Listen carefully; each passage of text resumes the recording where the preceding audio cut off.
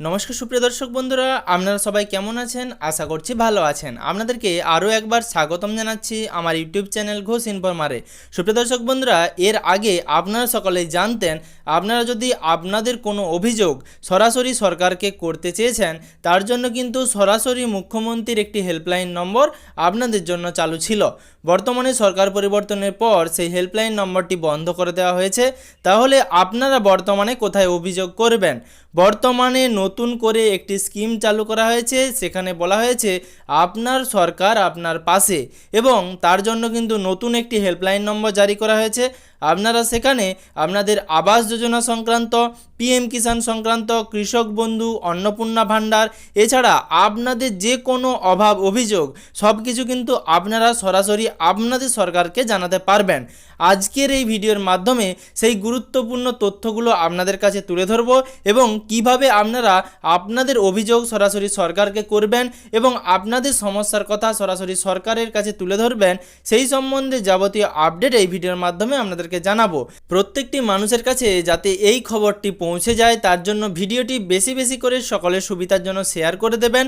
আর আপনি যদি ভিডিওটি ইউটিউব থেকে দেখে থাকেন এবং এখনও পর্যন্ত চ্যানেলটিকে সাবস্ক্রাইব না করে থাকেন, তাহলে অবশ্যই চ্যানেলটিকে সাবস্ক্রাইব করে রাখবেন। আর আপনি যদি ভিডিওটি ফেসবুক থেকে দেখে থাকেন, তাহলে অবশ্যই ফেসবুক পেজটিকে ফলো করে রাখতে ভুলবেন না।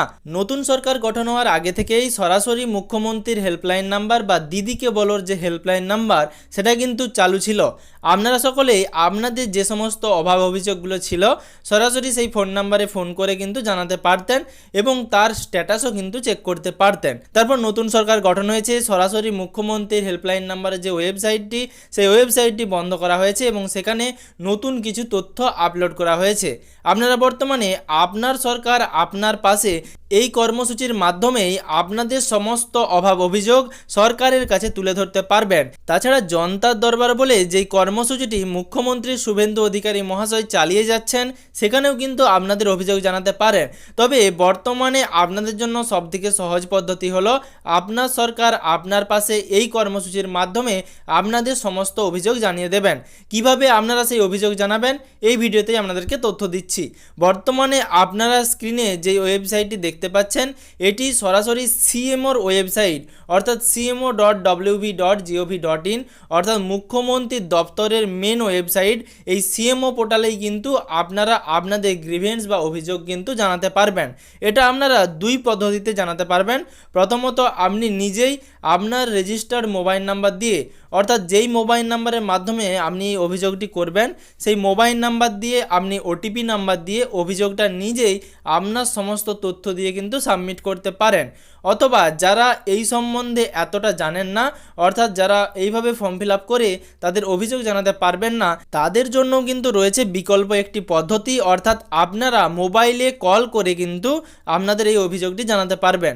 এবার সেই অভিযোগ যদি গৃহীত হয়, তাহলে তার স্ট্যাটাসও কিন্তু আপনারা চেক করতে পারবেন এবং তার স্ট্যাটাস বর্তমানে কী অবস্থায় রয়েছে সব কিছুই কিন্তু আপনারা চেক করে নিতে পারবেন। বর্তমানে আপনাদের স্ক্রিনে আমি সেই মোবাইল নাম্বারটি দিয়ে দিলাম, আপনি এই নাম্বারটিতে কল করে আপনাদের অভাব অভিযোগ জানাতে পারবেন। এবার এরও কিন্তু একটি নির্দিষ্ট পদ্ধতি রয়েছে, আপনারা ভিডিওটি অবশ্যই শেষ পর্যন্ত দেখবেন, না হলে কিন্তু বুঝতে পারবেন না কিভাবে আপনারা আবেদনটা করবেন, অথবা আপনারা আপনাদের অভিযোগ কিভাবে সরাসরি সিএমআরওর যে গ্রিভেন্স পোর্টাল সেখানে নথিভুক্ত করাবেন। এখানে আপনাদেরকে স্টেপ বাই স্টেপ অপশানগুলো ফলো করতে হবে, না হলে আপনার স্ট্যাটাস আপনি চেক করতে পারবেন না। আপনার অভিযোগ যদি সঠিকভাবে এন্ট্রি না হয়, তাহলে তার স্ট্যাটাস এবং আপনার অভিযোগের বা সমস্যার সমাধান কিন্তু হবে না। তো বর্তমানে আপনাদেরকে বলবো, আপনি যখনই এই নাম্বারটিতে কল করবেন, সেই কল করার আগে আপনার যাবতীয় নথিপত্র আপনার কাছে রাখবেন। কোন কোন ডকুমেন্টসগুলো আপনার কাছে রাখবেন? প্রথমে আপনাকে অবশ্যই আপনার আধার কার্ডটি আপনার কাছে রাখতে হবে এই নাম্বারটিতে কল করার আগে। তার সাথে আপনার কাছে রাখবেন আপনার যে ভোটার আইডি কার্ডটি রয়েছে সেটি, তারপর আপনার প্যান কার্ড, তার সাথে আপনার ব্যাংক অ্যাকাউন্ট ডিটেলস কিন্তু আপনার কাছে রাখতে হবে। তারপর যে আধিকারিক আপনার কল রিসিভ করবেন, তাকে আপনার যাবতীয় সমস্যার কথা আপনি কিন্তু জানাবেন।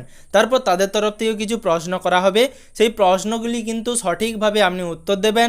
তারপর আপনার যে সমস্যা, সেই সমস্যাটি সরাসরি সিএমআরও গ্রিভেন্স পোর্টালে নথিভুক্ত করা হবে। তারপরে কিন্তু আপনার মোবাইলে একটি এসএমএস যাবে। আপনি যেই মোবাইল নাম্বারটির মাধ্যমে এই আপনার সমস্যার কথা জানালেন বা আপনার গ্রিভেন্স পোর্টালে নাম নথিভুক্ত করালেন, তার জন্য একটি গ্রিভেন্স আইডি আপনার মোবাইলে চলে যাবে। এবার আপনি এই পদ্ধতিটি যদি অবলম্বন না করতে পারেন তাহলে কিন্তু সরাসরি এই ওয়েবসাইটটির উপরের দিকে ডান দিকের কোণে একটি অপশান রয়েছে রেজ কমপ্লেন বা রেজ বলে, অর্থাৎ গ্রিভেন্স আপনি কিন্তু নিজেই নথিভুক্ত করাতে পারবেন।